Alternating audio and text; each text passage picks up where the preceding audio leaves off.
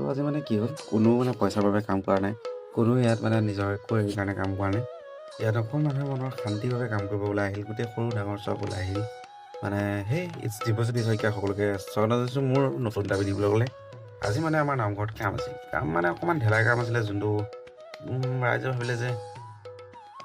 কেইজনমান মিলিয়ে কৰি লওঁ বেলেগক মাতি অনা কৰাতছে এনেকৈ কৰি বেছিয়ে ভাল পাওঁ হয়ো এনেকৈ আমাৰ কৰি বেছিয়ে ভাল লাগিল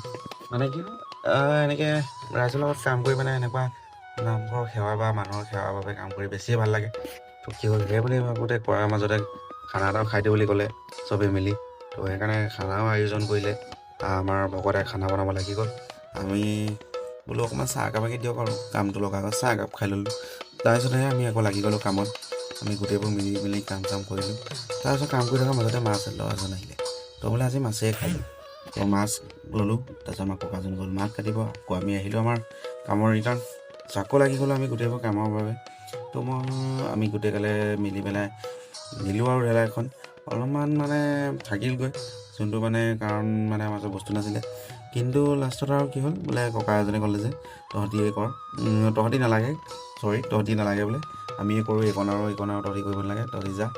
অকণমান বগৈ তো মই আহিলোঁ খানাও কি হৈছে চাবলৈ দেখিছোঁ খানাও ৰেডি হ'বলৈ হ'ল তাৰপিছত আমি কি কৰিলোঁ আমাৰ বস্তুবিলাক যিমান আছিলে